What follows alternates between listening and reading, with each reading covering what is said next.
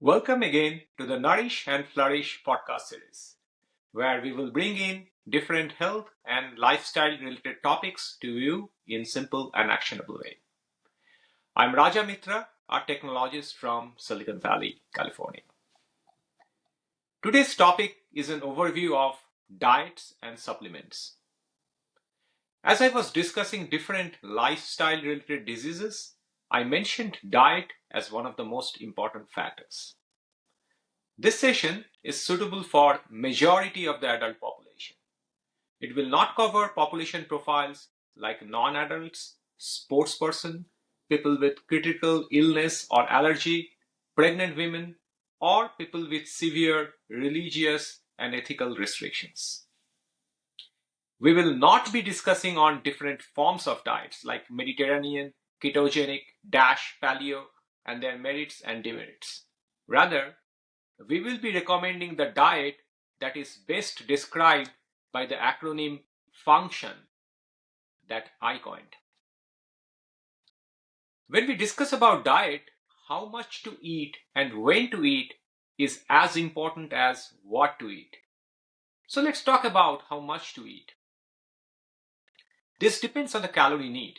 For example, about 2000 calories for men and 1600 calories for women if you are about 50 and having a sedentary lifestyle. The requirement is slightly more if you are younger or active and less if you are older. Not surprisingly, people across the developed and developing world tend to consume more calories than what is needed. The caloric surplus is one of the drivers of the metabolic diseases. So, calorie restricted diet is important for health and longevity. Note, you will not die and fall sick if you consume less food over a period. Regarding when to eat twice a day. Noon or late morning and early evening is good. Time restricted diet directly helps in metabolism and indirectly helps in calorie restriction. The adage like eat 4 square meals a day and eat breakfast like a king does not hold true in most of the cases in modern world. Imagine your body is like a constantly running car with different gears. The car is mostly idling, say during sleep or rest, and using higher gears with higher activity levels. Your age, gender, body type resembles different car models.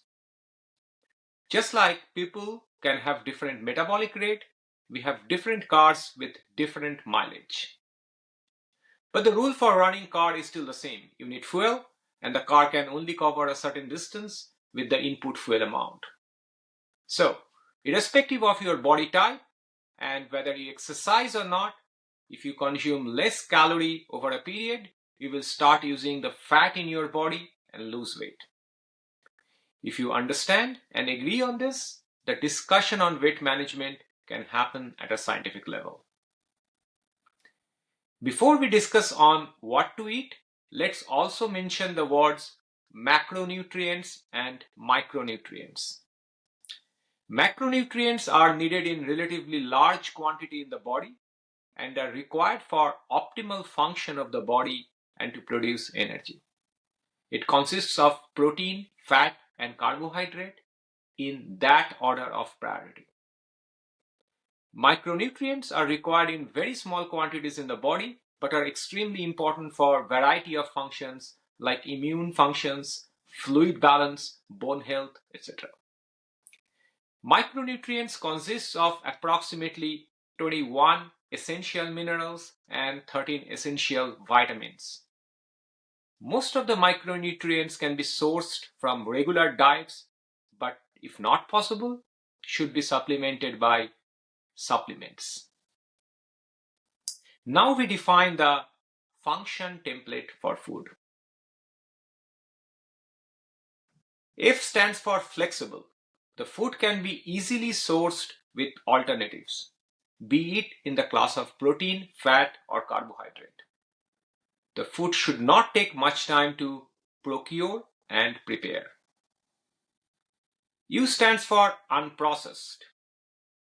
Quite the converse occurs in the fast-paced society where ultra-processed fast food is the norm. Try more of home-cooked meal. If that is not a regular option, source the home-cooked tiffin services.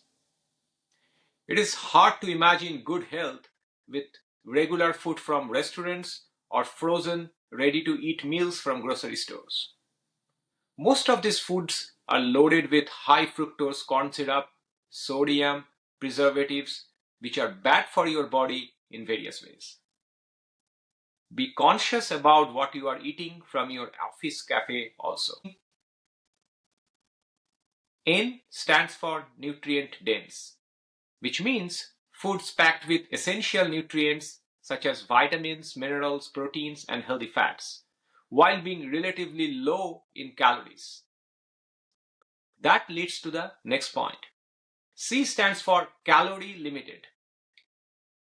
Most of the people underestimate the importance of energy balance and overconsume. Sugary donut or a bowl of unhealthy cereals, flatbread, sugary juices in the morning, even medium portions of bread or starchy grains for lunch and dinner, and unconsciously you will be already over-consuming. Again, focus on nutrients and avoid empty calories. T stands for trans fat less. This is another curse of the modern society. Fried food, especially with seed oils, commercially baked foods, all this contains trans fat and lead to metabolic diseases. I stands for inexpensive. It goes without saying that the wholesome diet should be inexpensive. Some people would be able to source Manuka honey, Wagyu beef, or saffron regularly, but that cannot be the choice of the masses. O is for oxidant-free food, that is food not causing oxidative stress. The same group of trans fat, processed, sugary food, and alcohol causes oxidative stress, and we need to avoid that. In addition, avoid food that are rich in antioxidants like berries, nuts, etc. Finally, N stands for non-dietary supplement.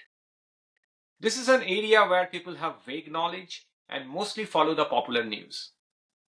We will briefly discuss on the important ones in this session and follow up with a detailed session 702, supplements, what, why, and when. Based on function template, let's talk about diet. While the choice of food items can vary across geographies and culture, especially the choice of proteins, the guidance will be general. Protein. Good choices are fishes with high omega-3 fatty acid, like salmon, mackerel, sardine, etc. Then there is egg, lean chicken, turkey, and beef. For plant-based proteins, we have soybean, tofu, lentil, bean, chia, and hemp seeds, etc. Just ensure that you get all the essential amino acids, and if not, supplement with good quality protein supplements. Dairy products like curd, cottage cheese, paneer, and milk provide good balance of protein and fat. Aim to have about 1 to 1.5 grams of protein per kilogram of body weight. That is, if you weigh 150 pounds, have about 100 grams of protein. An example would be chicken breast for lunch and a salmon fillet for dinner. This would be about 500 calories or 25% of the caloric need for a meal. Protein and good quality fat are also satiating and prevents the urge for empty calorie intake. Healthy fats. This consists of monounsaturated fats and polyunsaturated fats. Examples are olive oil, avocado, nuts, etc. In fact, cook your food in olive oil, avocado oil, or ghee. Do not use other seed oils like canola, sunflower, rapeseed, palm, vegetable, etc. If possible, have good quality extra virgin oil, and consume 1 tablespoon a day for each meal, maybe with salads or otherwise, and you will be already consuming 10% of your daily calories. Carbohydrate. Carbohydrates will naturally come as part of what you eat. For example, as you eat vegetables and fruit, you will get enough carbs. For vegetables, focus on colorful, cruciferous vegetables.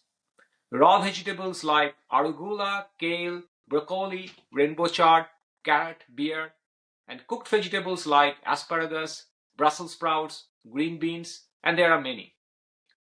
Some vegetables like moringa drumsticks, bitter gourd, ash gourd are uncommon but are nutrient rich. For fruits, avoid fruit juices and have whole fresh fruit to preserve the fiber. Fruits with low glycemic indices, berries, pomegranate are preferable. Depending on your metabolic health, sugary fruits are not suitable, although these are tasty, like watermelon, ripe mango, banana, etc. Along with food, let's also talk about beverages. Avoid alcohol and commercial soft drinks. It sounds harsh, but it would be good to get de-addicted from coffee and tea, which in most cases are neurostimulants.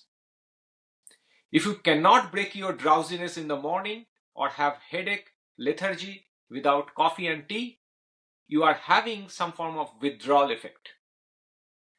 If you want to occasionally enjoy some form of herbal green tea or decaffeinated coffee at your choice of place and time, that is fine. Let's talk briefly about supplements, because for common people, it is difficult to source all nutrients on a regular basis. Most people just grab a multivitamin tablet without understanding the necessity and sufficiency. So here is the list of most common vitamin and mineral supplements that you can consider, and they are all affordable. You will notice that deficiency of these vitamins cause general fatigue and weaknesses to start with before it expresses to other severe forms. Please have relevant tests for each of these and discuss with your doctor for personalized guidance. Vitamin D3. Most people do not know that they are deficient and have cumulative degradation in bone health, immune diseases, and weakness over ages. Since vitamin D is fat soluble, try to have the capsule of vitamin D3 with K2 and coconut oil. Vitamin B12 or cobalamin. Deficiency can cause general fatigue and depression. Go for methylcobalamin and not the cyanocobalamin. Other common deficiencies are vitamin B6 and B9 or folic acids. Deficiency can cause fatigue, anxiety, depression, poor red blood cell production, etc. Regarding minerals and other supplements. Magnesium. This is important for mental health, sleep, and bone health, and is an important cofactor for vitamin D3. Many people have deficiency and it increases over the age. Look for magnesium glycinate for best absorption rate. Iron. Check iron levels through serum iron as well as ferritin and transferrin test, and then take the iron supplements. Deficiency can cause fatigue and, if severe, result in anemia and hormonal imbalance.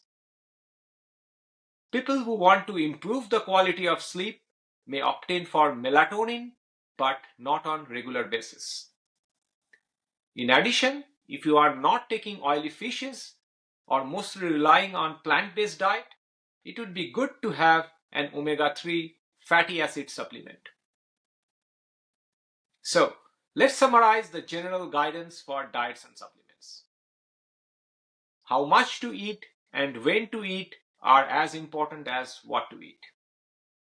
Follow the function template for diet regularly. Occasional cheat sessions during party celebrations are okay.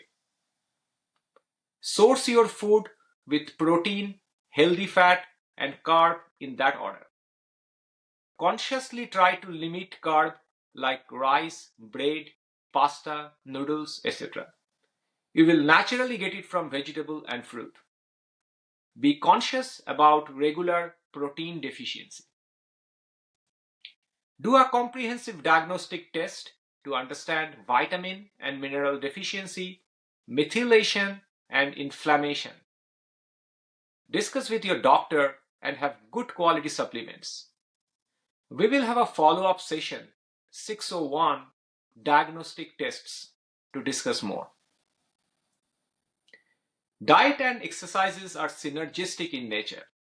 If you have right quality and quantity of diet, your biomarkers will improve. You will feel good, and it will be easier to start or upgrade your exercises. The exercise in turn will improve the food absorption and utilization and further improve the biomarkers. This concludes today's session. We will have more podcasts like this to educate ourselves, nourish, and flourish. Any of my notes, comments, suggestions should not be considered as a medical advice or consultation in any form.